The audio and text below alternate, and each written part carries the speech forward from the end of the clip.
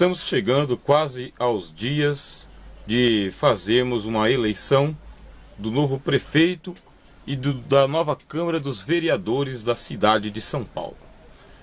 E nesta época, um fenômeno político ele se manifesta no horário da propaganda eleitoral gratuita, nos palanques, nas ruas, portas de instituições, invadindo o nosso espaço, o nosso dia a dia, chamando a nossa atenção.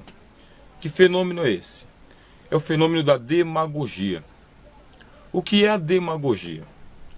Demagogia é uma palavra grega, na verdade são a junção de duas palavras, que significa literalmente o seguinte: escravos conduzindo o povo. Exatamente isso. O agogós era um escravo que morava na casa de algum senhor e que ficava responsável por levar as crianças até as instituições de ensino, as escolas, que não tinham o mesmo formato que tem hoje, porque elas eram escolas elitistas, e ali estavam os mestres do saber que ensinariam às crianças as primeiras letras nas escolas gregas, inclusive filosofia, oratória e retórica, para que essas crianças, quando crescessem, desenvolvessem as funções públicas, se tornassem políticos, oradores. Bom, o agogós, ele era o escravo responsável em conduzir essas crianças. E daí nasceu a palavra pedagogia, porque o paidós são as crianças.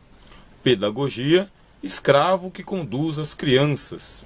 Mas nós temos uma outra palavra no cenário político, que é o demagogo. Porque o demagogo é o escravo que conduz o povo. Porque a palavra dema que nós temos aí no demagogo vem de demos, que é o povo mesmo, o populacho, a grande multidão. Veja só a metáfora. Está dizendo que o demagogo ele tem uma classificação de um escravo, um pau-mandado, alguém que obedece ordens escuras. Quando dizemos escuras, significa aquelas que são dadas nos bastidores. O que ele está dizendo não condiz com a verdade. O que ele está dizendo não é uma realidade, não é tangível, nem palpável, nem prático. Uma das características do demagogo é que ele se apresenta de cara limpa. De cara limpa, e ele está sempre presente no pleito eleitoral, muito próximo. Só que quando você vai procurá-lo depois de eleito, você nunca mais consegue achá-lo. Qual é o cuidado que nós devemos ter quando nós dermos o nosso voto para prefeitos e para vereadores? O cuidado que devemos ter é de conhecer o mais perto possível o nosso candidato. Saber onde encontrá-lo, como encontrá-lo. E uma coisa, o vereador ou a vereadora, ele deve ser de fácil acesso. Afinal de contas, ele não está no Olimpo, morando entre os deuses da eternidade. Muito pelo contrário, na época de eleição você o encontra aí nas portas da sua instituição, pedindo voto de porta em porta, na tua casa. Está andando muito perto de você. E depois de eleito, no máximo que ele vai é para a Câmara dos Vereadores.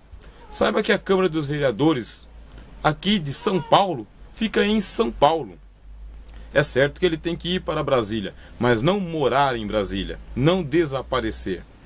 E ele é um funcionário público. E se ele é um funcionário público, ele tem que estar presente no seu posto de trabalho como todo funcionário público. Do contrário, ele vai cometer alguns crimes.